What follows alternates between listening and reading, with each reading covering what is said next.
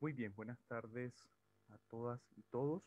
Por favor, confirmen a través del chat si pueden escucharme, si pueden verme y si pueden ver mi pantalla compartida.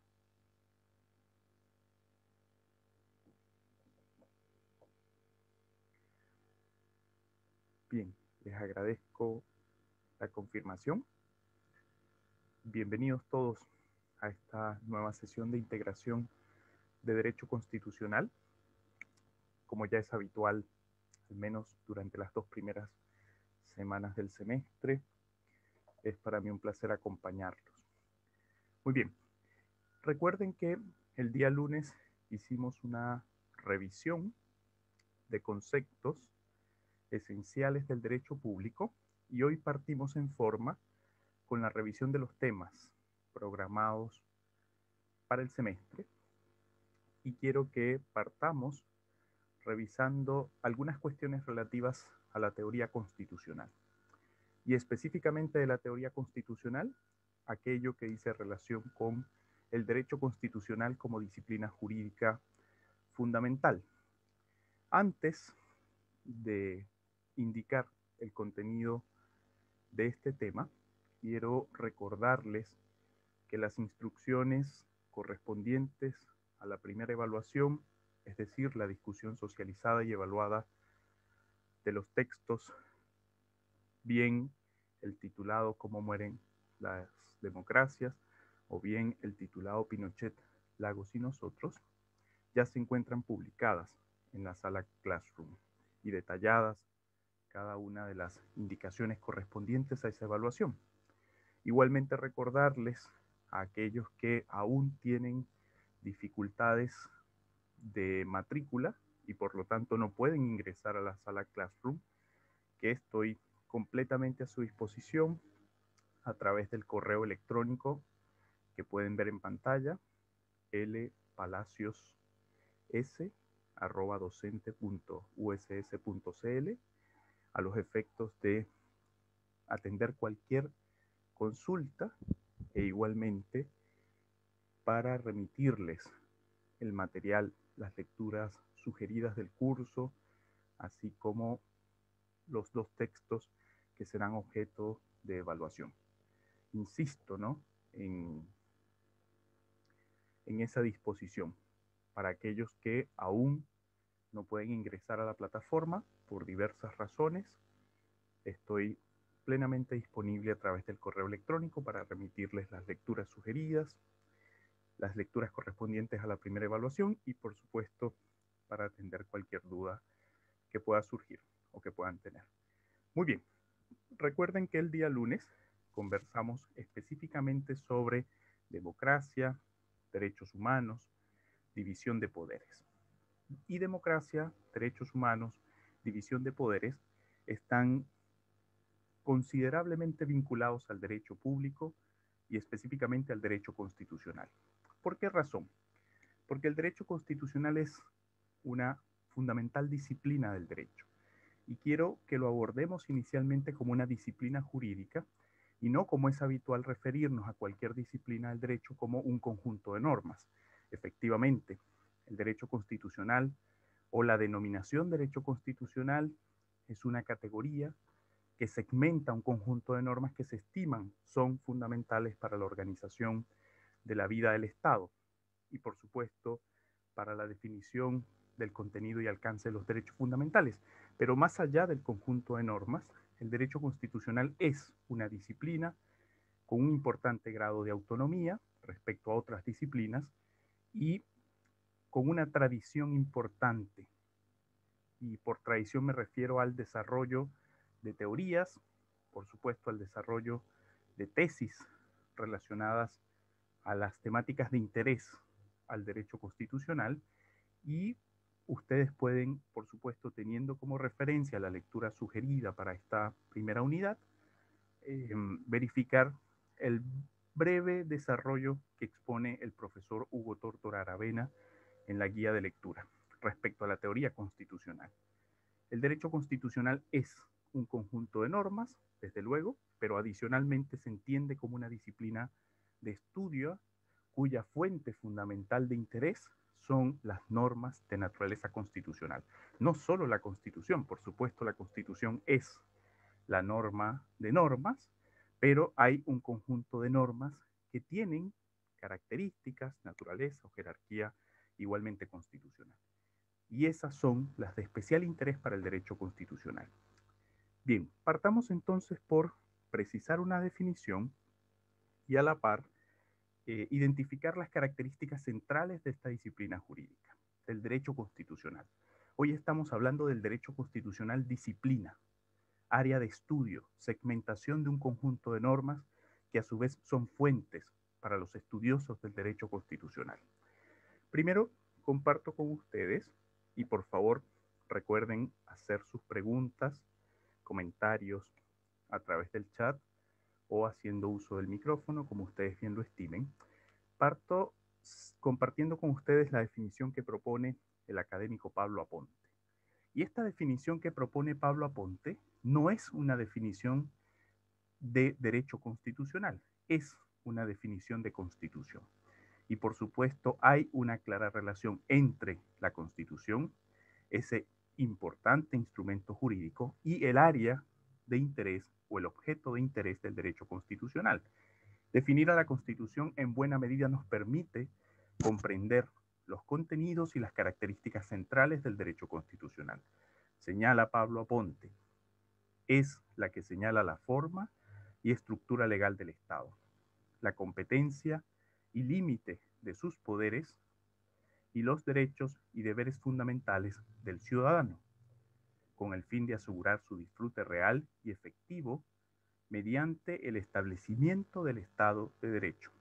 Repito para quienes siguen la lectura, es la que señala la forma y estructura legal del Estado, la competencia y límites de sus poderes y los derechos y deberes fundamentales del ciudadano con el fin de asegurar su disfrute real y efectivo mediante el establecimiento del Estado de Derecho. Como les indicaba, Pablo Aponte no define el derecho constitucional, o esta no es una definición correspondiente al derecho constitucional, sino que es una definición correspondiente a la Constitución o a las normas de carácter constitucional. Sin embargo, esa definición nos permite anticipar un conjunto de características que son centrales en el interés o en el objeto de estudio del derecho constitucional, y estas se refieren fundamentalmente a la forma y estructura legal del Estado. Efectivamente, es objeto primordial de interés para el derecho constitucional, para la doctrina constitucional, para los teóricos constitucional, comprender el modo en el cual se articulan las relaciones de poder y el modo en el cual el derecho tiende a constituirse en un arquitecto, en un diseñador de las instituciones que median ese conjunto de relaciones de poder. ¿A qué me refiero con relaciones de poder? Bueno, tengamos en cuenta que el derecho constitucional para algunos autores es teoría política aplicada, es decir, la aplicación de un conjunto de conceptos y de nociones ideales de las relaciones de poder y de nociones ideales de las relaciones entre los individuos y las estructuras de poder. Bien, el derecho constitucional pretende concretar ese conjunto de principios, ese conjunto de valores, ese conjunto de directrices que en teoría política tienden a configurar un mundo ideal de orden y gobernanza. Por esa razón, una de las áreas o de los ejes centrales de interés del derecho constitucional es la manera en la cual el derecho tiende a configurar, cual diseñador o cual arquitecto, las instituciones necesarias para mediar en las relaciones de poder.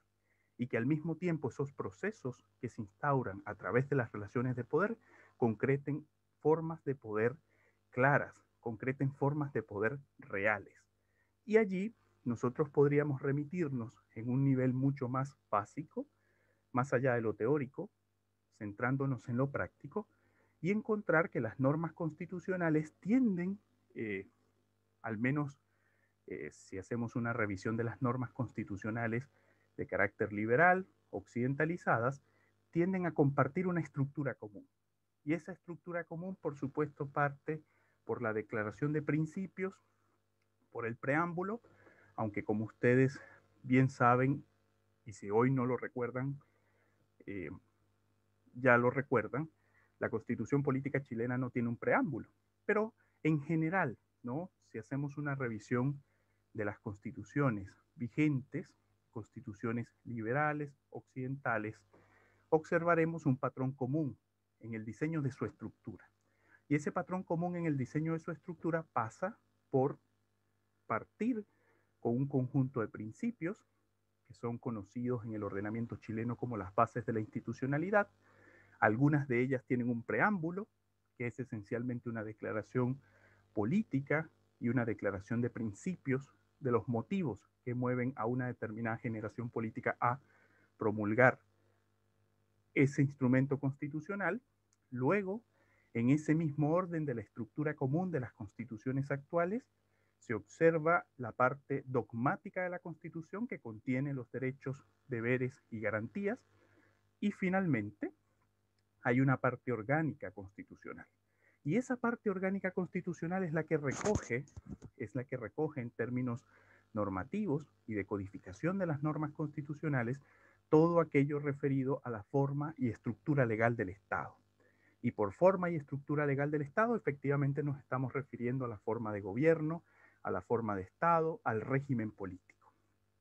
Y más allá de las definiciones centrales en estos aspectos, porque los primeros 9 artículos de nuestra Constitución, la Constitución chilena, señalan, bueno, el Estado de Chile es unitario, por lo tanto se pronuncia la norma constitucional respecto a la forma de Estado, también la importante declaración del Estado de Chile como República Democrática, por lo tanto la Constitución se pronuncia respecto a la forma de gobierno, e igualmente respecto al régimen político, la centralidad de la participación del electorado para elegir a sus representantes, en los límites de la comprensión de una democracia representativa. Entonces tenemos un pronunciamiento inicial respecto a estas cuestiones que son medulares de la organización del Estado, es decir, su forma de Estado, su forma de gobierno y su régimen político, pero más allá de esas declaraciones iniciales, en la parte orgánica de la Constitución se teje, ¿no?, el detalle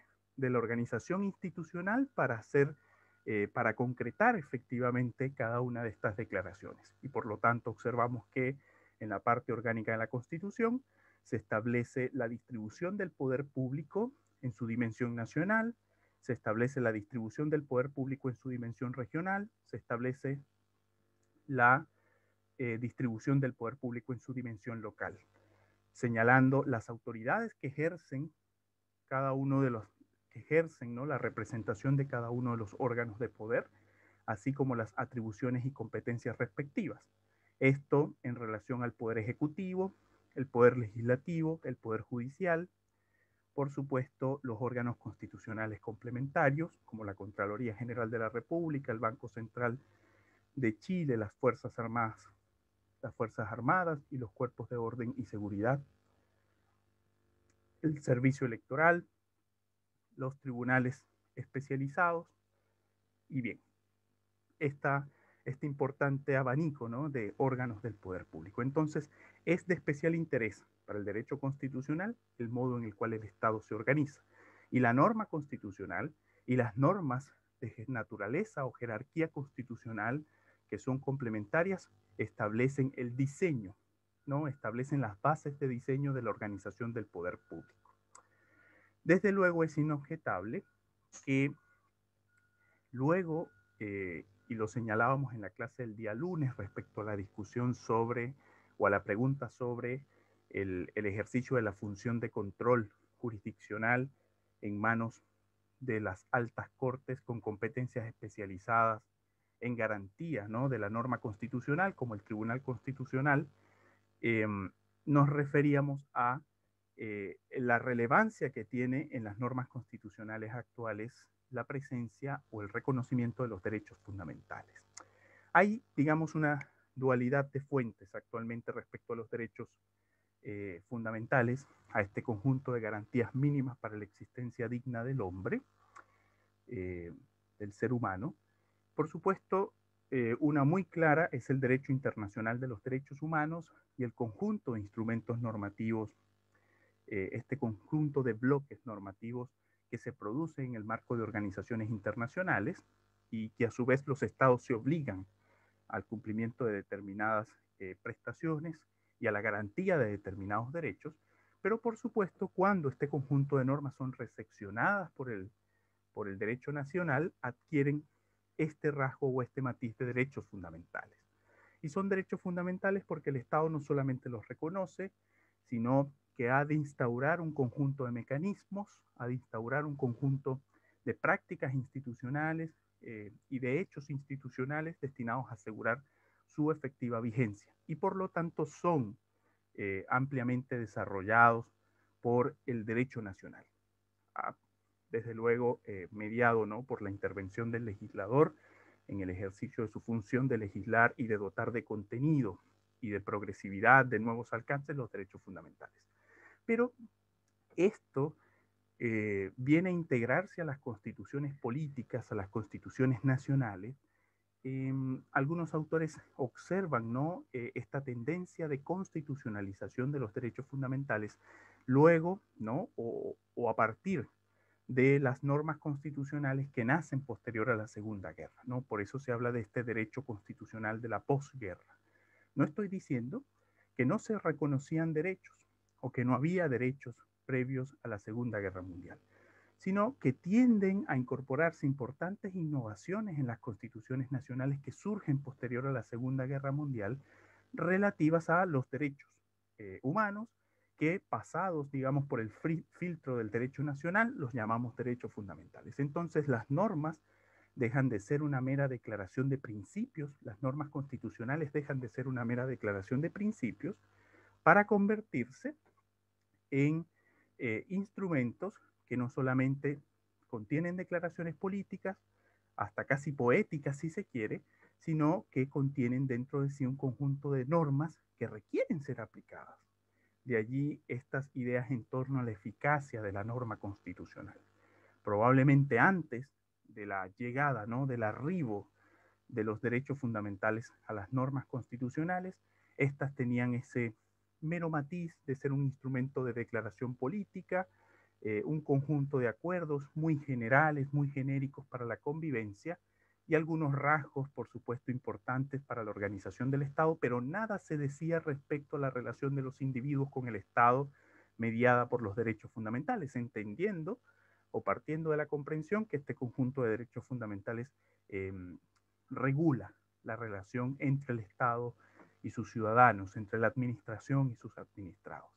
Entonces, viéndolo así, este segundo eje, que son los derechos fundamentales, es posterior a las bases de diseño de la institucionalidad de la organización del Estado y es posterior y viene de alguna u otra forma a tener un impacto muy relevante en el modo en el cual se ejercen el conjunto de atribuciones reconocidas a los órganos del poder público, porque hay una limitación.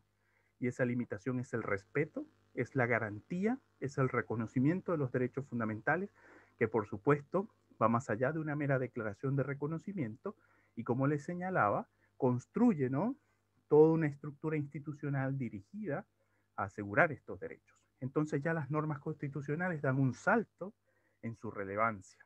No son una eh, mera declaración de principios, de intenciones políticas, sino que estas normas adquieren un peso notable, centrándose fundamentalmente en la protección de los derechos o en el establecimiento de las garantías dirigidas a proteger los derechos y por supuesto a su reconocimiento.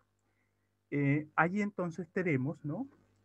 Y aquí quizás dimos una vuelta respecto a una vuelta muy general, claro está, respecto a la evolución de la teoría constitucional, pero lo que trato de destacar con ello es, bueno, sí, al derecho constitucional le interesa ese primer eje de la forma y estructura legal del Estado, pero también presta especial atención y al menos, ¿no? Es una atención que implica ser abordada desde distintas disciplinas, incluso que son complementarias al derecho constitucional, presta atención a los derechos fundamentales, consagrados en el ordenamiento nacional y por supuesto en su relación o en su diálogo permanente con las normas internacionales relativas a derechos humanos. Tenemos allí esos dos ejes, organización y funcionamiento del Estado, o cómo las normas constitucionales se constituyen en definidoras, ¿no?, en diseñadoras de la organización y funcionamiento de ese Estado, al resolver cuestiones como la distribución del poder político a lo interno, y adicionalmente las normas constitucionales hoy son auténticos catálogos de derechos y lo podemos observar en la Constitución chilena, que es una constitución muy característica de su tiempo, teniendo en cuenta, claro está, las sucesivas reformas que se incorporaron a la Constitución del 80. Muy bien. Eh, Continuando con la revisión de las definiciones y esta caracterización a la que estoy apuntando, otra definición señala que el derecho constitucional es una rama del derecho público. Estamos de acuerdo, ¿no? Sin embargo, ustedes como estudiosos del derecho y además con una carrera que ya tiene bastante tiempo y forma, deben reconocer que esta distinción, o deben tener claro que esta distinción, todos debemos tener claro que esta distinción entre derecho público y derecho privado es una distinción que al menos hoy pareciera tener mayor utilidad pedagógica, es decir, para segmentar un conjunto de áreas del derecho eh, y facilitar, ¿no?, su explicación expositiva, su enseñanza a nosotros, a quienes estudiamos derecho. Eh, Porque, y hago este paréntesis porque, cierto, hablamos de derecho público y en el derecho público el sujeto por excelencia, el sujeto de derecho por excelencia, o los sujetos, hay un conjunto de sujetos que instauran las relaciones en derecho público, pero uno de ellos es el Estado. Hay una presencia preeminente del Estado cuando hablamos de ramas del derecho público. Pero si nosotros lo observamos hoy, en razón de este principio de eficacia de la norma constitucional, de normas constitucionales que contienen, ¿no?, preceptos de aplicación inmediata o potencialmente inmediata, y además de normas constitucionales que contienen a su vez los principios, las directrices y los valores que inspiran el ordenamiento jurídico en general, pareciera ser que esta distinción entre lo público y lo privado, por supuesto, escapa, ¿no?, de lo que hoy entendemos como derecho constitucional y de este fenómeno de expansión de la presencia de las normas constitucionales en las distintas áreas del saber jurídico. ¿A qué me refiero? Y quiero ejemplificarlo, y si no soy suficientemente claro, por favor háganmelo saber. Pero me refiero a que el fenómeno constitucional tiende ya a abarcar las distintas áreas o los distintos segmentos en los cuales nosotros categorizamos o distribuimos el derecho. Si nosotros hacemos una revisión de fallos de la Corte Suprema, de los tribunales ordinarios, y hablo de Chile, pero también de otros países afectados, yo creo que positivamente afectados por este fenómeno de expansión del derecho constitucional, también conocido como constitucionalización del derecho, observamos que hay un recurrente uso de la norma constitucional como fuente directa para la resolución de controversias en distintas áreas. Y es que precisamente lo que señalaba, las normas constitucionales han ido progresivamente expandiendo su presencia a la vez que expanden su contenido de regulación normativa y, por supuesto, a la vez que incorporan en su texto normas de aplicación inmediata o de potencial aplicación inmediata. Entonces, el juez del trabajo en algunos casos recurre a la norma constitucional para resolver controversias derivadas de la relación de trabajo, asegurando la satisfacción de determinados principios que protegen, por ejemplo, a los trabajadores. Y estoy hablando en términos generales, ¿no? No confundir o no pensar que esto arropa solamente a Chile, ¿no? Y hay algunas cosas que por supuesto escapan, ¿no?, de la actual comprensión de ciertas disciplinas del derecho en Chile, pero al menos este fenómeno tiene características globales y entonces vemos a un juez laboral que resuelve conforme a principios constitucionales algunas controversias de carácter laboral. Vemos también a un juez de familia que en razón de principios como el de protección de la familia o el de protección de los intereses de los niños, niñas y adolescentes resuelve a partir de los instrumentos interpretativos o de los insumos interpretativos que le ofrece la Constitución. Observamos también en materia, por ejemplo, de derecho civil, que las normas constitucionales suelen regular aspectos que estimamos son característicos o medulares del derecho civil, como la propiedad, la familia y otro tipo de normas que puedan tener relación. Y allí nosotros observamos que esta idea, ¿no?, de expansión de la norma constitucional y de frecuente uso, ¿no?, de los insumos constitucionales como medio para la interpretación. Eh, de allí que la distinción entre lo público y lo privado, insisto, sigue teniendo un valor importante y por supuesto tiene una justificación, pero el derecho constitucional trasciende a lo público y lo privado porque hay ciertas materias que estimamos que se adscriben exclusivamente al derecho público o exclusivamente al derecho privado, pero en todo caso hay este fenómeno de constitucionalización, al menos lo que podemos describir en la práctica, nos señala que se transversaliza, se atraviesa todo un conjunto de segmentos de áreas de regulación normativa. Bueno, y ni hablar de, por supuesto, del derecho procesal o de la aplicación de las normas procesales en distintas instancias jurisdiccionales o administrativas. El debido proceso tiene una fundamentación constitucional.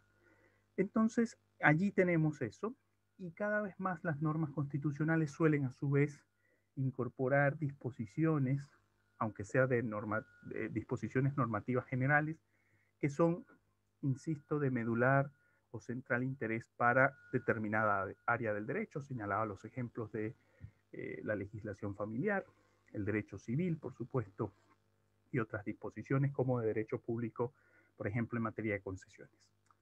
Bien, eh, el derecho constitucional es una rama del derecho público. Esto lo asumimos desde luego teniendo en consideración lo que señalaba del fenómeno de expansión o de constitucionalización del derecho.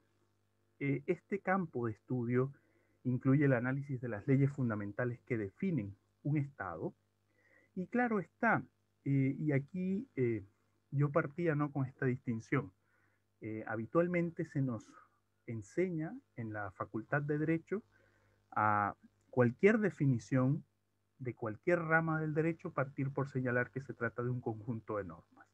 Cierto, el derecho constitucional son o es un conjunto de normas de carácter fundamental relativas a la organización del Estado y a los derechos de los ciudadanos en su relación con el Estado, pero más allá de constituir un conjunto de normas que son las fuentes de estudio del derecho constitucional, el derecho constitucional es una disciplina, es un área del derecho que por supuesto tiene características, como les señalaba, tiene importantes rasgos de autonomía, que ha constituido distintas metodologías para la aproximación a su objeto de estudio, que son las normas fundamentales, que al mismo tiempo se complementa de otras disciplinas como la ciencia política, la sociología, las relaciones internacionales, otras ramas del derecho que le son complementarias. Y a eso se refiere esta idea de incluir el análisis de las leyes fundamentales que definen el Estado. Por lo tanto, siempre tengamos, y no solamente respecto al derecho constitucional, sino a las distintas áreas del saber jurídico, a las distintas ramas del derecho, tengamos claridad que más allá del conjunto normativo hay, por supuesto, características que definen la autonomía de una rama específica, hay una tradición metodológica, teórica de esa rama específica del saber jurídico y por lo tanto hay que entender que se trata de un conjunto normativo en el sentido que nosotros hemos segmentado las normas para facilitar su comprensión y aplicación, pero lo que hace a la disciplina jurídica es precisamente la contribución de aquellos que disciplinadamente la estudian y hacen contribuciones importantes derivadas, ¿no?, del estudio de su objeto, que son las normas fundamentales. De esta manera, es materia de estudio todo lo relativo, y ya hemos insistido sobre ese particular, la forma de Estado, la forma de gobierno, los derechos fundamentales y la regulación de los poderes públicos, incluidas las relaciones entre los poderes públicos y los ciudadanos. De lo dicho hasta aquí, ¿tienen alguna duda, alguna pregunta, algún comentario, algo que añadir? Siéntanse libres de hacerlo. Este es el espacio para que podamos interactuar. ¿Dudas? ¿Comentarios? Muchas gracias, Mike. Y bien, bien. James Quijada, James o James, ¿no? Para no equivocarme.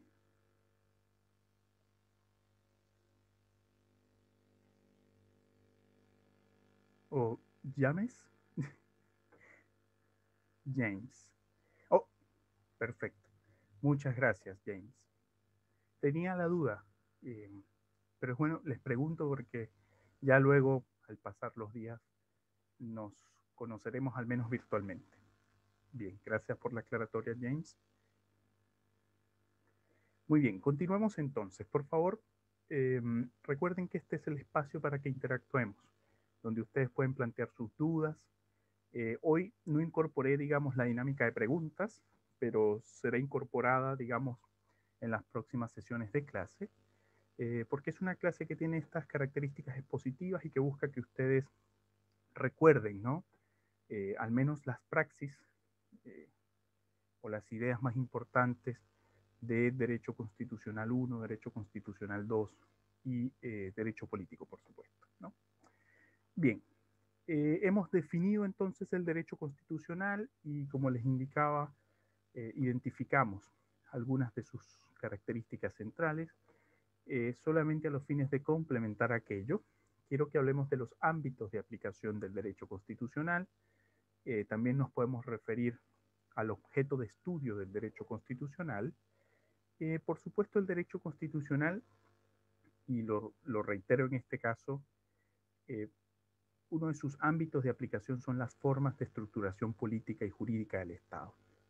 Y por lo tanto, miramos los ordenamientos nacionales, pero al mismo tiempo, como les decía, el derecho constitucional tiene una asentada tradición teórica y por lo tanto formula no solamente descripciones de ordenamientos constitucionales nacionales para referirse a la estructuración política y jurídica del Estado, sino que adicionalmente puede, y lo observamos así en los desarrollos teóricos más densos del derecho constitucional, construir propuestas alternativas de organización y estructuración, ¿no? del sistema político y jurídico del Estado.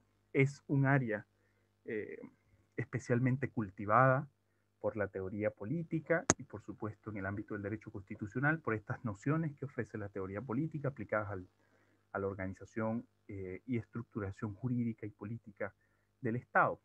Por supuesto, de allí surgen este conjunto de insumos conceptuales como la idea de un Estado unitario, los estados federales, los estados regionales, las confederaciones de estados, por supuesto los distintos regímenes políticos existentes en el mundo y en el ámbito del derecho constitucional comparado tienden a construirse propuestas bastante interesantes que buscan resolver o proveer algunas resoluciones a problemas específicos de carácter constitucional en este orden.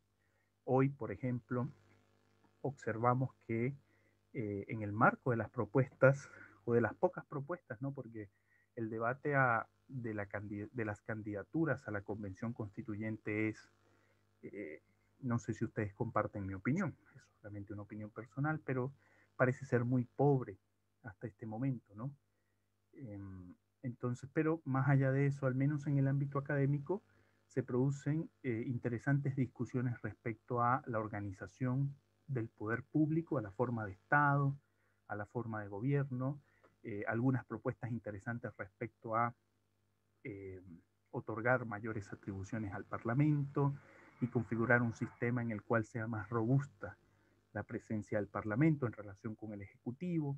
Otros, por supuesto, proponen debates en torno a la forma de Estado y si se estima necesario transitar de este Estado unitario actual a un modo de mayor distribución del poder político en las unidades territoriales interiores, como ocurre con las regiones, o por el contrario, preservar el Estado unitario e incorporar eh, nuevas fórmulas, ¿no? que garanticen una distribución del poder y a su vez esto se refleje en mayor desarrollo de los territorios, que es yo creo la cuestión central, ¿no? Cómo las formas de Estado pueden de alguna manera contribuir en razón de la distribución de poder político contribuir al desarrollo en términos de igualdad de las regiones. Y ahí están, ¿no?, esas dudas que los constitucionalistas tienen presente y a las cuales buscan respuestas permanentes, especialmente en contextos de cambio de las normas constitucionales y en contextos convulsos respecto a las relaciones de poder. La segunda cuestión referida al ámbito de aplicación es la configuración de los gobiernos referidos a los distintos modos de organización y distribución de sus orígenes constitutivos. Y esto es muy, muy relevante. Así como les señalaba que al entender de varios autores y a mi propio entender, el derecho constitucional es teoría constitucional aplicada, también debemos tener en cuenta que el derecho constitucional irrumpe, ¿no?, como una herramienta fundamental para racionalizar el ejercicio del poder político. Y al referirme a esta expresión de racionalizar, es darle sentido, orden y humanidad al ejercicio del poder político y a los distintos procesos en torno al poder político.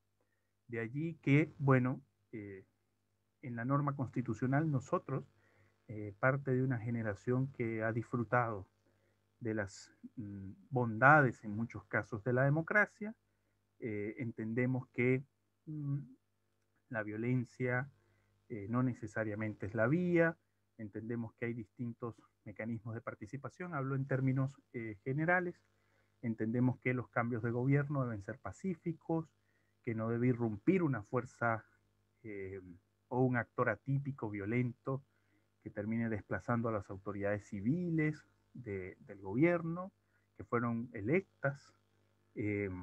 Tenemos, digamos, algunas coordenadas claras respecto a cómo se juega este juego de la política, y ese juego de la política, y aquí uso palabras de Chantal Mouffe, ¿no?, que ella es una estudiosa de la democracia y al mismo tiempo adscribe esta idea de la democracia radical, pero ella tiende a señalar que al menos hay algún conjunto de reglas que entendemos son esenciales para el juego político democrático, ¿no?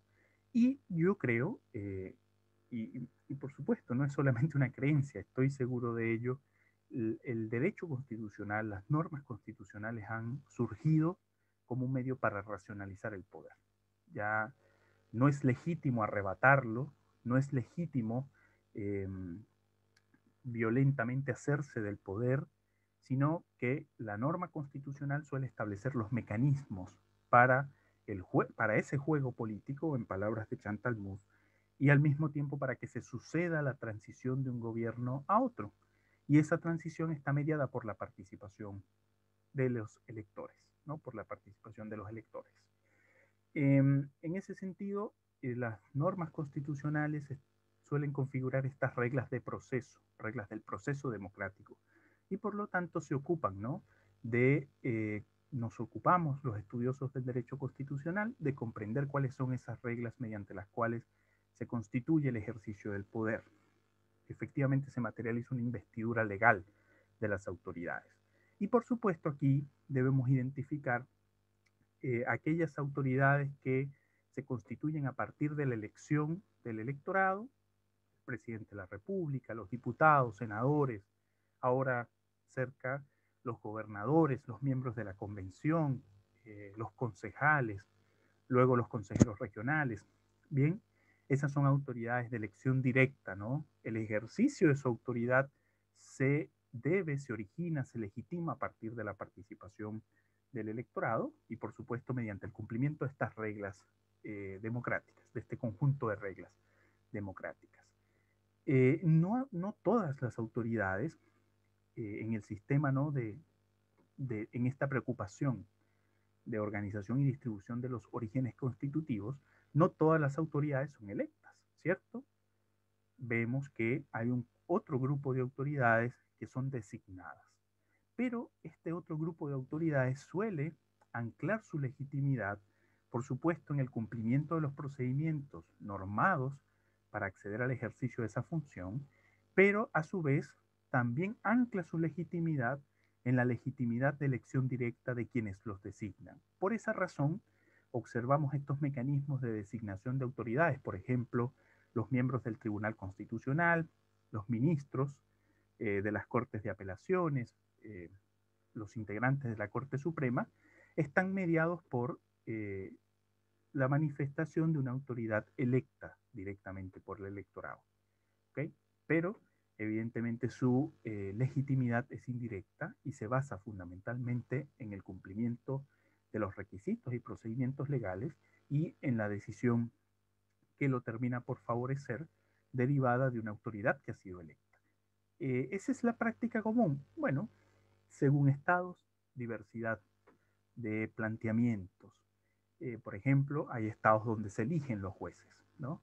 En lo particular soy crítico de esas medidas porque la idea de la existencia de ciertas autoridades designadas se basa fundamentalmente en un cierto criterio de deferencia técnica, ¿no?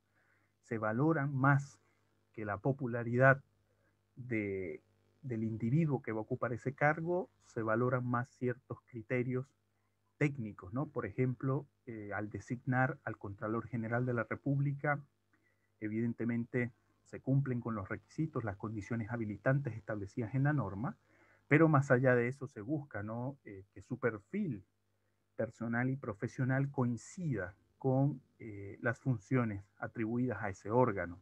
Lo mismo ocurre, por supuesto, con el caso del servicio electoral o la administración electoral, si hablamos de las distintas, de los distintos ordenamientos constitucionales. Lo mismo ocurre con los jueces, que se elegirían jueces por su popularidad o por cumplir con las condiciones habilitantes establecidas en la norma y adicionalmente con un perfil personal y profesional para el ejercicio de esa función. Al menos esa es una de las críticas que se puede formular a la elección de jueces, que es interesante, yo creo que es bastante interesante, pero se entiende que estos orígenes constitutivos distintos, ¿no? Entre autoridades que son electas por el electorado y autoridades que son designadas, responde en uno y otro caso, bueno, a una relación de legitimidad donde la autoridad directamente elegida por el pueblo incide en los procesos de designación de aquellas autoridades que su legitimidad está mediada, ¿no? Mediada por el cumplimiento del procedimiento de designación y por la mediación de las autoridades que efectivamente han sido elegidas por la gente para cumplir, entre otras cosas, con esa función de designar miembros a determinados órganos. Y una última cuestión relativa al ámbito de aplicación es que ante los derechos del Estado, el ciudadano integrante de su población goza de derechos y libertades individuales o garantías producto de su nacimiento anterior a la formación de esa persona jurídica. Esta es una concepción justnaturalista de los derechos fundamentales, en la cual, por supuesto, y lo veremos cuando abordemos el artículo primero de la Constitución Política, se entiende que el ser humano, su dignidad son anteriores al Estado. Sin embargo, esto es objeto de importantes discusiones, ¿no? Si leemos obras como la de la filósofa política Hannah Arendt, ella señalaría, bueno, por supuesto, la aproximación justnaturalista a los derechos humanos es atractiva, ¿no? Pero sin la existencia del Estado no hay derechos, ¿no? Especialmente aquellos derechos que exigen una mayor intervención estatal para poder materializarse. Pensemos, y lo conversamos el día lunes, pensemos en el sufragio, por ejemplo. Bueno, todos somos titulares del sufragio, algunos creemos que el sufragio es un derecho político fundamental, pero sin la intervención del Estado no es posible ir a una elección. Si no hay un centro de votación, si no hay un padrón electoral, si no hay un árbitro electoral, si no hay partidos políticos, si no hay un espacio para la campaña, si no hay recursos, ¿no? Financieros, entonces se requiere, ¿no? De la intervención del Estado para que efectivamente el sufragio pueda materializarse. Y bueno, allí les compartí en su momento, no sé si fue a ustedes o a los jóvenes de, de segundo año, pero les hablaba, por ejemplo, del caso Yatama versus Nicaragua, donde la Corte Interamericana de Derechos Humanos señala prácticamente esto, ¿no? Para que efectivamente se puedan ejercer los derechos, debe constituirse un espacio institucional que provea las oportunidades necesarias para el ejercicio de esos derechos, y en el caso del sufragio, sobre ese particular se pronuncia la Corte, nos dice, bueno, si no hay registro electoral, no hay autoridades, no hay partidos, no se garantiza acceso a una campaña, a los medios de comunicación, no se puede ejercer el sufragio. Si no hay centros de votación, papeletas, cajas escrutadoras, cuerpos de seguridad.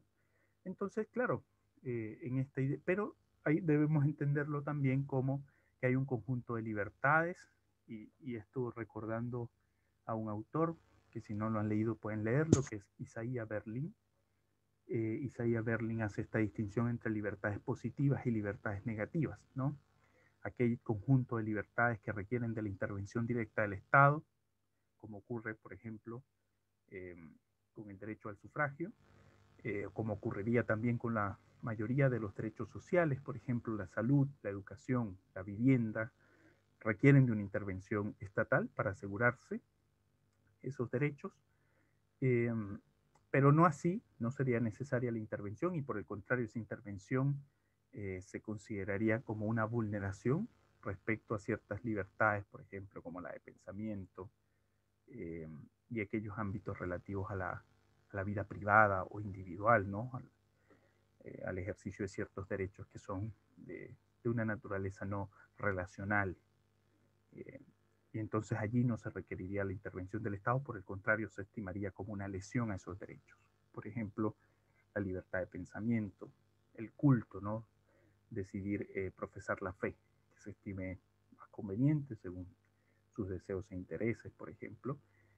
Allí las intervenciones del Estado son nulas o muy breves, para asegurar que las personas no sean perturbadas, por ejemplo, en el ejercicio de esas libertades individuales. Bien, esos son los ámbitos de interés, ¿no?, de aplicación del derecho constitucional. Interesa al derecho constitucional las formas de estructuración política y jurídica del Estado, la configuración de los gobiernos referidos a los distintos modos de organización y distribución de sus orígenes constitutivos.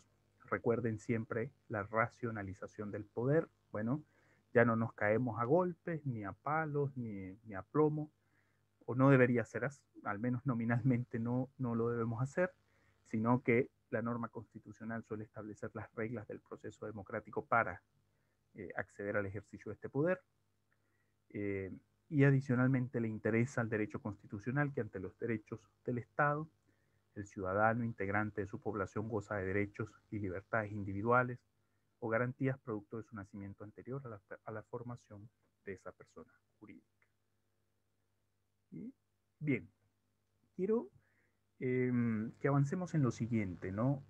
Al hablar del derecho constitucional, por supuesto, hay distintos, en razón de estos ámbitos u objetos de interés del derecho constitucional, debemos distinguir, ¿no?, entre el derecho constitucional especial, el derecho constitucional general y el derecho constitucional comparado, como subáreas del derecho constitucional. Por derecho constitucional especial se entiende eh, el derecho constitucional o la disciplina jurídica que estudia un ordenamiento constitucional específico.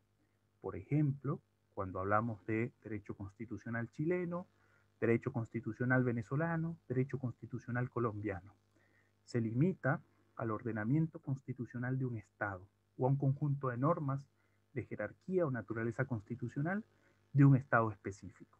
Lo que haremos, por supuesto, de cara a las próximas semanas es volver nuestra mirada, volver nuestra atención al derecho constitucional chileno. Y cuando hablamos de derecho constitucional chileno nos estamos refiriendo a un área, a un ámbito especial del derecho constitucional, y este caso es un ámbito nacional. La segunda cuestión es la del derecho constitucional general. Y lo del derecho constitucional general responde, por supuesto, al conjunto de esa tradición teórica, de esa tradición conceptual, a un conjunto de valores y principios que se estiman universales y que constituyen la base, ¿no?, de esta área disciplinar del derecho. Por lo tanto, cuando planteemos discusiones generales relativas al derecho de sufragar, cuando planteemos discusiones generales respecto a las formas de Estado, Cuando miremos a los autores clásicos, a teóricos relevantes del derecho constitucional, debemos comprender que se está hablando desde una perspectiva general del derecho constitucional, desde sus bases, ¿no? Como disciplina jurídica general y no como una aproximación a un ordenamiento específico. ¿Qué ocurre? Por ejemplo, yo, como probablemente ustedes ya lo saben, soy de origen venezolano, por lo tanto mi tradición formativa en derecho constitucional, mi tradición formativa inicial es derecho constitucional venezolano. Pero, por supuesto, en mi formación de pregrado y en mi posterior formación de posgrado, recibí, ¿no?, una formación en torno a las bases generales del derecho constitucional. Y por lo tanto podría sostener una conversación con ustedes respecto a los principios, ¿no? Por ejemplo, derechos humanos, principio de división de poderes, democracia, sufragio. Allí hay un conjunto de conceptos que son comunes, que son universales, ¿no? Al menos universales en términos de concentrarnos en esta específica discusión.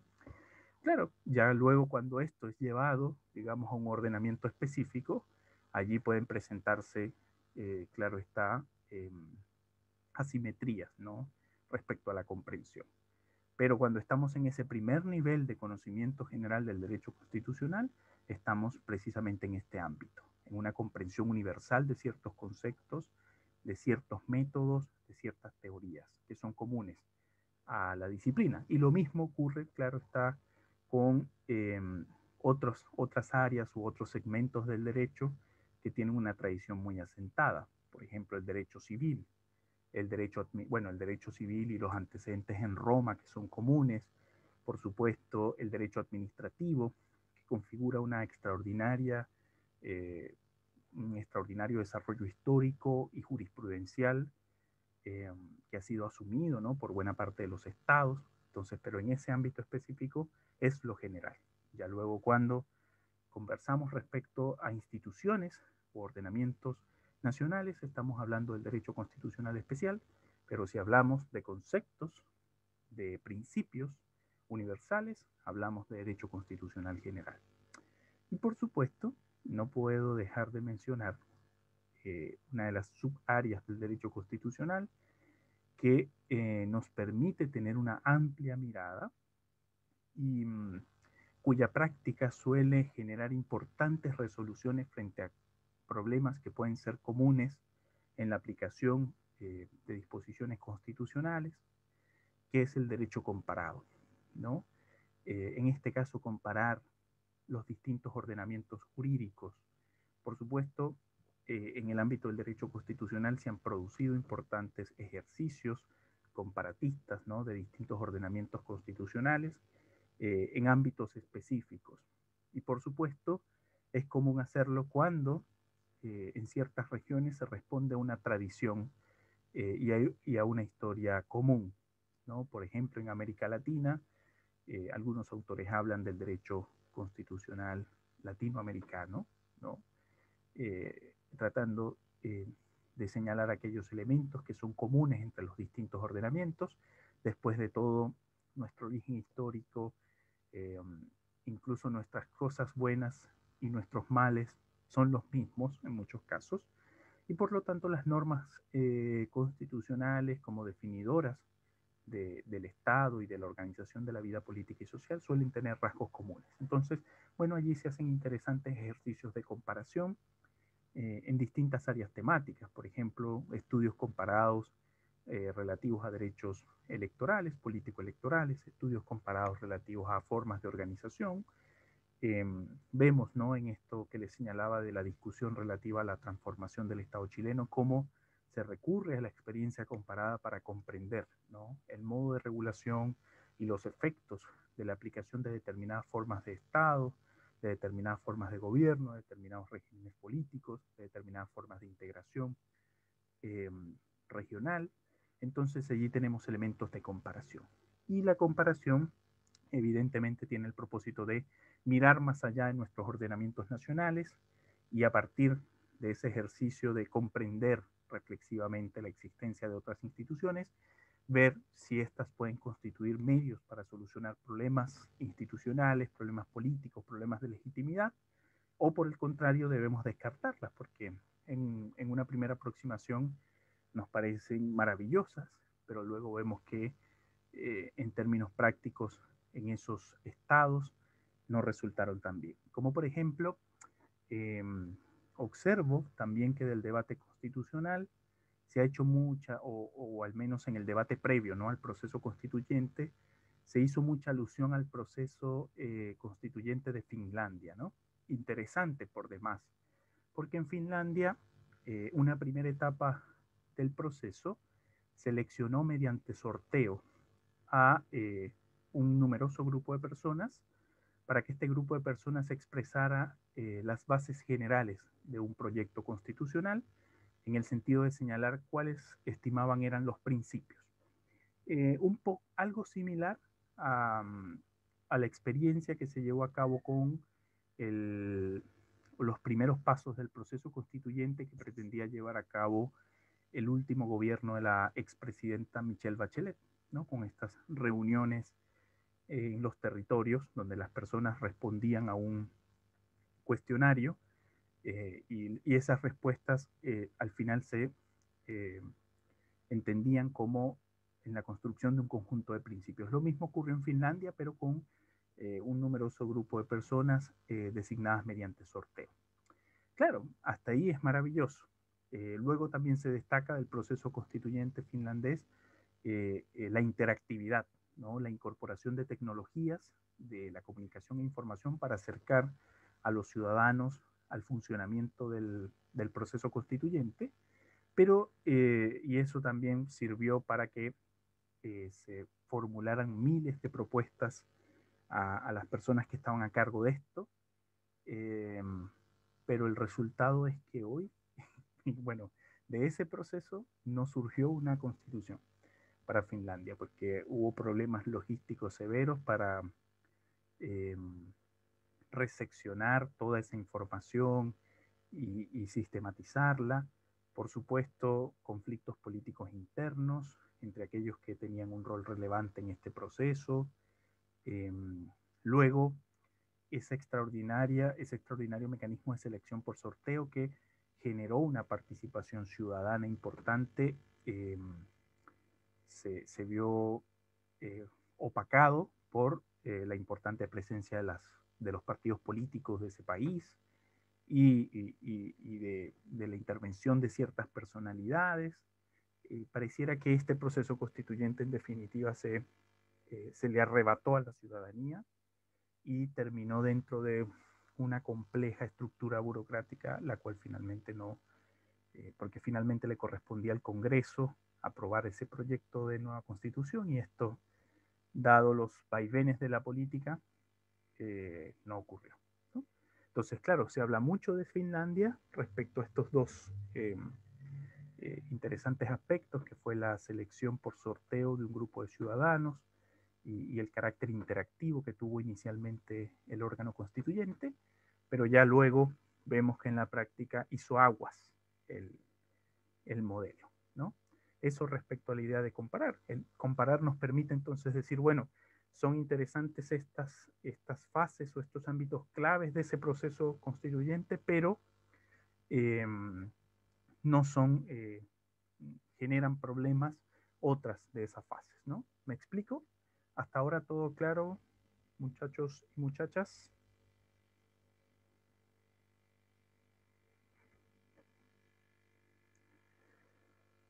Bien, perfecto. Bueno, me alegra que esté todo claro, si no, eh, pueden luego dejar sus preguntas a través del correo o a través de la sala Classroom. Bien, quiero cerrar la clase de hoy comentándoles, si no lo han podido revisar, les envié una invitación a través de la mensajería privada de la plataforma y también lo publiqué en el foro de avisos de nuestra sala Classroom de integración para una actividad que está organizando la Escuela de Liderazgo de la Universidad San Sebastián. Esta actividad se centra en el proceso constituyente chileno y hay un funcionario público el subsecretario de la presidencia, si no me equivoco, que está invitado a disertar sobre este tema. En la invitación les agregué el formulario de inscripción para quienes tengan interés en participar, puedan registrarse y recibir, supongo yo que días previos al lunes, recibir el enlace porque es una actividad en línea para que puedan participar. Ya luego los voy a invitar a una actividad que estoy organizando a solicitud de la facultad, de la dirección de carrera, en la cual están invitados 4 profesores de Derecho Público, un invitado internacional que es el profesor Jesús María Casal, que es un importante constitucionalista con proyección latinoamericana, donde vamos a conversar allí sobre los desafíos del proceso constituyente chileno desde distintas miradas, ¿no? Miradas históricas, comparadas, desde el punto de vista de las posibles innovaciones a la forma de Estado y a la forma de gobierno también, y eso estaría fijado para el 15, para el 15 de abril, pero previo a la actividad les voy a hacer llegar el enlace de registro e inscripción para los que estén interesados. Yo se los recomiendo. Va a ser el 15 de abril a las 5 de la tarde, si no me equivoco. Bueno, ya luego les daré detalles sobre esa actividad, pero quería recordarles que está esta primera invitación para el lunes 29 a las 7 de la noche, y es una invitación que me hizo llegar y me pidieron que la difundiera entre ustedes, especialmente los estudiantes de Constitucional y de Integración. La directora de carrera me pidió el apoyo en ese sentido. Entonces les envié allí los datos de la actividad y el link de registro para quienes estén interesados a asistir y escuchar la intervención del expositor respecto a el proceso constituyente, ¿no? que estamos viviendo y que por supuesto tiene una etapa importante el 10 y el 11 de abril. Bueno, cerramos la clase. ¿Dudas, comentarios? ¿Nada?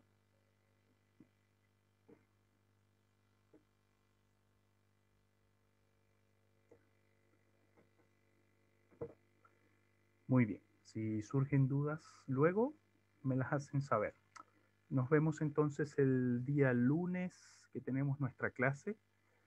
Es probable que la clase del lunes sea breve porque me están asignando como miembro de las comisiones de examen de grado, pero suelen establecerlas dentro de los horarios de clase. Esto lo voy a conversar con la secretaria de carrera, pero bueno, ya esta está fijada para el lunes. Pero entonces igual vamos a tener un encuentro, aunque sea breve, para terminar de cerrar este contenido específico y conversar, bueno, sobre los temas que vamos trabajando. ¿Ok? Nos vemos igual entonces el día lunes a la hora de clases, y les recuerdo, va a ser una hora breve, e igual recuerden la invitación que nos han hecho llegar para participar ese día a las 7 de la noche en el foro sobre el proceso constituyente. No, lo que pasa es que, ¿a qué te refieres, James?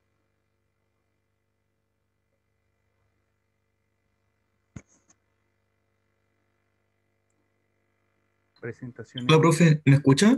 Sí, te escucho. Ah, me refiero a las exposiciones de los dos libros que nos dio a elegir. ¿No comenzaban este lunes? No, ustedes tienen fecha para mayo, que Ah, 3 y 5 de mayo. Claro, la idea es que ustedes tengan al menos un mes para leerlos, ¿no? La, mm, por eso digamos que las instrucciones se dieron desde el primer día y fijamos esa fecha, ¿no? Para que ustedes tengan tiempo suficiente de leer cualquiera de los dos libros. Sí, 3 y 5 de ok, mayo. Sí, Javier, a ver, gracias. no, ningún problema, James.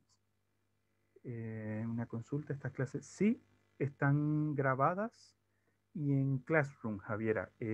Lo expliqué en la primera clase porque había dudas. Yo grabo en mi computador las sesiones y luego las cargo en YouTube o en otra plataforma que se llama Vimeo, y allí en la sala les agrego el enlace, ¿no? Que están identificados como clase 1, clase 2, clase 3, y esta sería nuestra tercera clase, si no me equivoco. ¿Ok? Pero están allí todas grabadas. Ya. Perfecto. Entonces, si no hay más dudas, nos vemos el próximo lunes. Cuídense mucho y disfruten lo que queda de tarde. Ah, aquí hay, sí. ¿Cómo se llama la lista que pone mientras estamos? Ah, a ver, un segundo. Para yo, en realidad no le identifico Mike, pero siempre coloco en el buscador de YouTube, coloco covers instrumentales y me aparecen una serie de covers eh, que son sinfónicos, ¿no? Que son con guitarra o violín o cualquier otro instrumento de cuerda o piano también. Y allí las he ido, siempre trato de utilizarlas, pero eso, trata de coloca allí en el buscador covers instrumentales y de todas formas, para la próxima clase entonces te doy el enlace, ¿no? De los resultados de búsqueda que suelo utilizar. ¿Okay? Ah, qué bueno que les guste, ¿no? La idea es como relajar un poco el ambiente porque seguro vienen de otras cosas y, y bueno, darle un matiz distinto a las clases. No sé si se duermen con la música o algo, pero eso ayuda, creo. Bueno, cuídense mucho y nos vemos el día lunes.